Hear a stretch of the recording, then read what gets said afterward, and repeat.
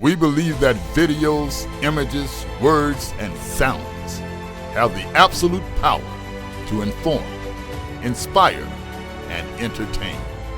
We reject indecision, confusion, and vanity, for they work against the community. We are united under the virtues of safety and knowledge. We are a training community of learners and teachers who encourage and energize each other to achieve greatness. We are pilots, videographers, photographers, freelancers, business owners, enthusiasts, experts, and apprentices. We are creators. We are the Drone U. Hey everyone, and welcome to another awesome episode of Ask Drone U. My name is Paul, and I'm here with Moby. I was going to say, and I'm Moby. Sitting in for Rob. You know, he's just making music with his mind. With his mind, and his cool glasses, and his goatee. Anyway, guys, welcome to episode number 345. Thank you so much for listening in. We greatly appreciate it. Thank you for those who subscribe. Thank you for those who give us reviews. That helps other people find our podcast. And if you have found our podcast informational, informative, or helpful in any way, those reviews really help other people find us as well. So we greatly appreciate you doing that. Absolutely. And thank you for those that are brave enough to call in and leave a question. I just actually listened to, I was looking at a message on Facebook, and someone said, I'm going to have to get brave enough or get rid of my shyness. And I can appreciate this. I'm going to have to get rid of my shyness so I can call in my questions. There's no reason to be anxious about it, right? We're nice people. We want your questions. If you are shy about calling in and having your voice on radio, how are you ever going to call clients and cold call them and get new clients? Whoa, the gauntlet. No, but I totally can understand. This is a game, and you've got to win. I can totally understand those feelings. I'm just saying, no worries. I don't call. empathize. No, he doesn't empathize. As you all know, I can. But I don't know. I just remember that a lot of people are thinking what you're thinking. Be the one that gets that question in so we can get the answers. Get your name out there. Lots of people are going to hear your name. There's that too. So, yeah. Absolutely. You can also just totally make fun of the entire process and talk like everyone else on TV. Hey, guys, I've got a question here, and I'm ready to answer it. But I need you to answer it. I think I know the answer, but I'm going to let you do all the work. I'm guessing if they're shy, they're not going to go that route. Yeah. So if you don't want to do an accent, that's okay.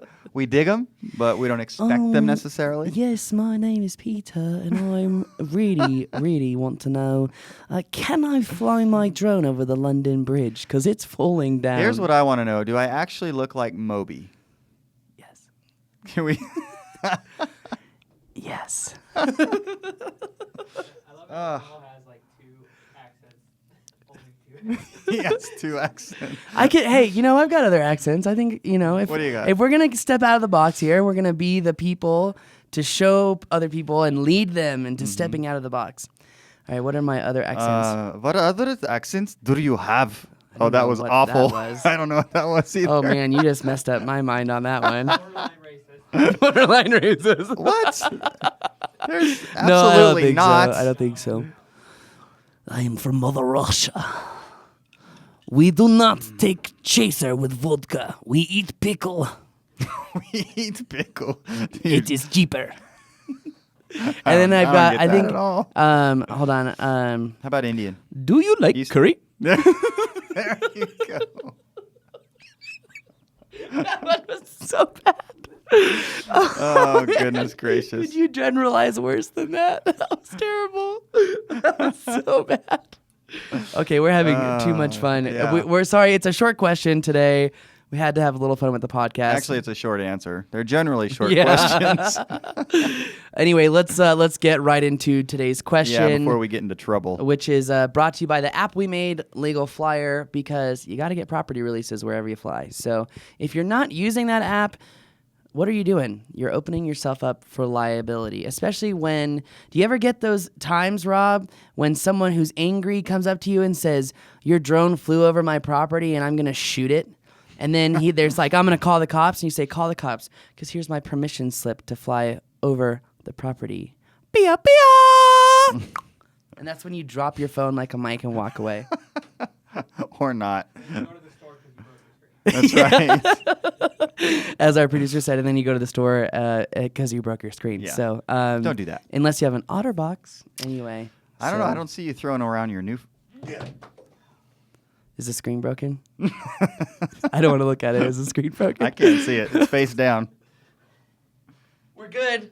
We're good. OtterBox for the win. Whatever. He just watched me throw a brand new phone across the room. Yeah, Anyway, guys, anyways. here's our question for today.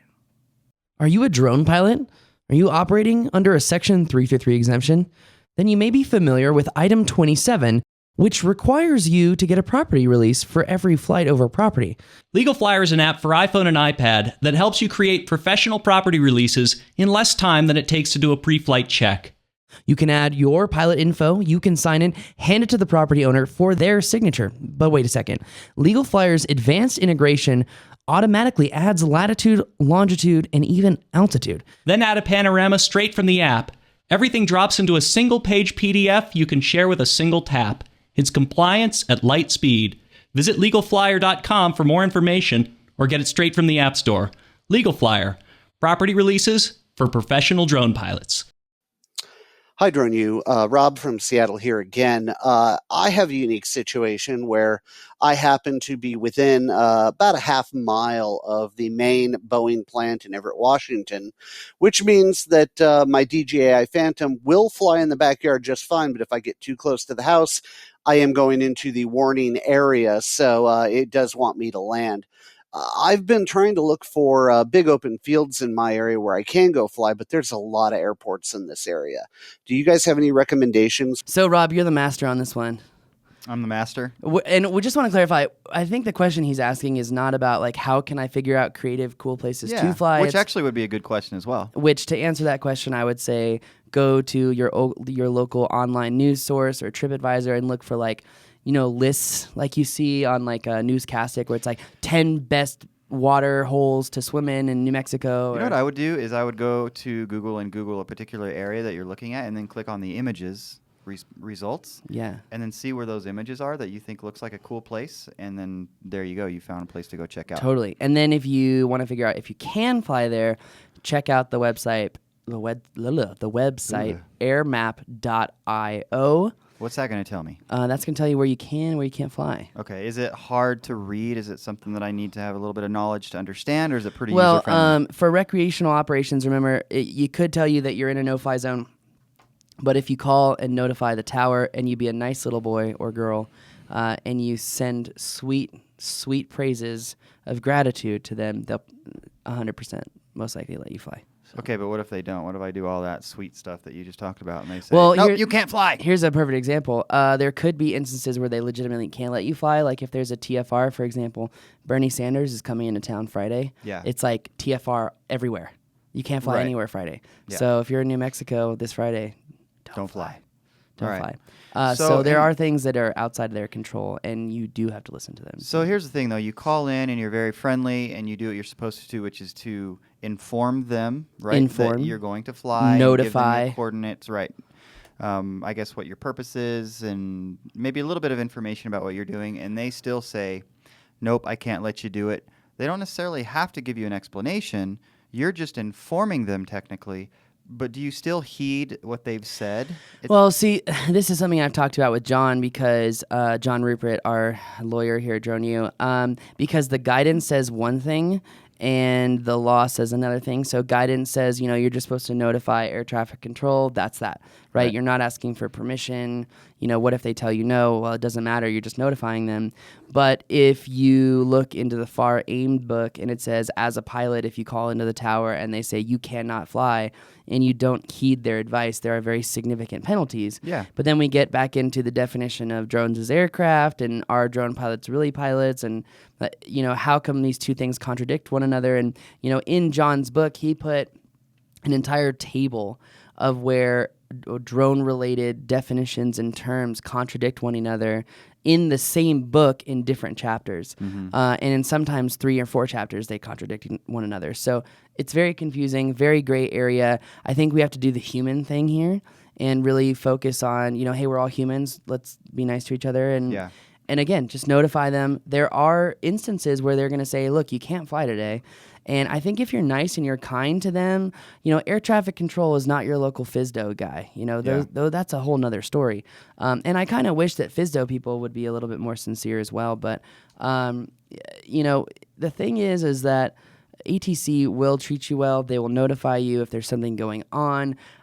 99% of the time, I don't think you're going to have a problem. Are there some rogue ATC operators who will just tell you no anytime? I know of 2 of them in the country, at least from reports from our students and neighbors, students and friends. One of them is Centennial Airport in Colorado. Another one is in Florida. So the bottom line, though, is if you do everything that we've talked about, you call in and they say no, you really probably shouldn't fly. Yeah, I mean, there could be a TFR. Exactly. The winds could change, and you could be on the approach path. And we're talking here hobby. Scenario. Operations. Whatever, yeah. Scenario. I go from that as a get go. But anyway, most of the time, if you treat someone else with respect and you say, "Hey, I'm flying over here. We're just me and my baseball team, and we're taking some photos." Baseball team. I don't know. That's random. I don't know. I like it. We went to a baseball game yesterday, so that might be maybe where that that's came why from. I said that. Yeah, that's funny. So, which is definitely in a no-fly zone before, but I've definitely gotten permission to fly there before. Yeah, and it was a real easy deal. Basically, what we just talked about is what you did, and it went fine. Yeah, it was literally like, hey, I'm going to be flying over here, not over people, sectioned area off. I'm not going higher than 75 feet. Okay, what's the duration of the flight? What direction or kind of general area you're heading it in? They were super nice. Yeah. Super Which nice. is most of the time what you're going to find. So yeah, not sometimes that you get the FSDO guys that just harass people and who didn't even fly sometimes. Someone else used their exemption number or their name, and then they're like, oh, no, you flew, and you don't have a 333, and I'm going to harass your clients. That's illegal, by the way, because there's no liability to the client. It's only to the pilot or operator. But guys, I think if we're all in the same game here, if the FAA truly wants safety, there's always the guys who sit at the top of the pyramid and have no idea what's really going on. And I think that's all very, very evident. And then there are kind of the guys who enforce, the guys who work. And let's face it, we're all, as an American, we're all in this for safety. You go to an airport, you don't want something going wrong with your airplane. You don't want, to be suddenly falling out of the sky when you're trying to fly from Denver to San Francisco. I think we're all in it for safety, and we're all in it for responsibility.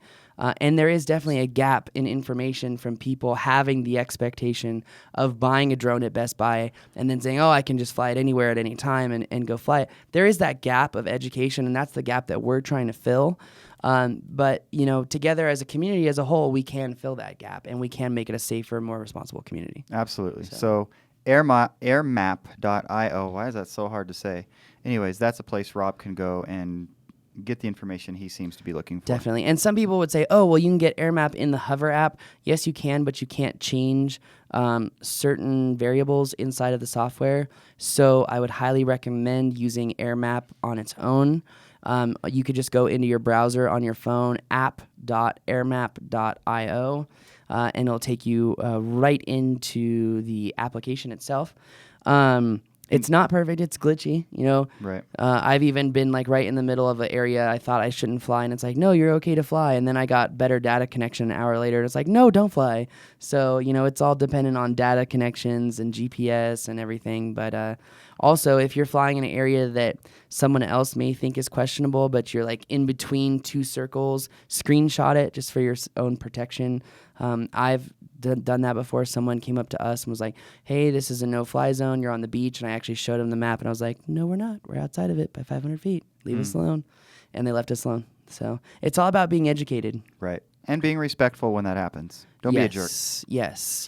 If, local cops come up to you and ask you about the drone, 9 times out of 10, they're just interested and think it's cool. Yeah, exactly. So, They're going to anyway. want to watch you fly. Definitely. So, awesome. All right, guys, that's going to do it for us today. Thank you again for listening so much. We greatly appreciate it. And we'll see you the next time tomorrow, wherever you're listening. We appreciate it. If you want to check out the YouTube video, though, you may want to check out the YouTube video. There's just so much cool stuff that we do that's visual. This podcast is not a good example of that, but check it out. I think you will like it. Subscribe to it. Please. And leave us a review. That's going to do it for us today, guys. My name is Paul. I'm Rob. And this is Ask Drone U. We believe that videos, images, words, and sounds have the absolute power to inform, inspire, and entertain. We reject indecision, confusion, and vanity, for they work against the community. We are united under the virtues of safety and knowledge. We are a training community of learners and teachers who encourage and energize each other to achieve greatness. We are pilots, videographers, photographers, freelancers, business owners, enthusiasts, experts, and apprentices. We are creators. We are the Drone U.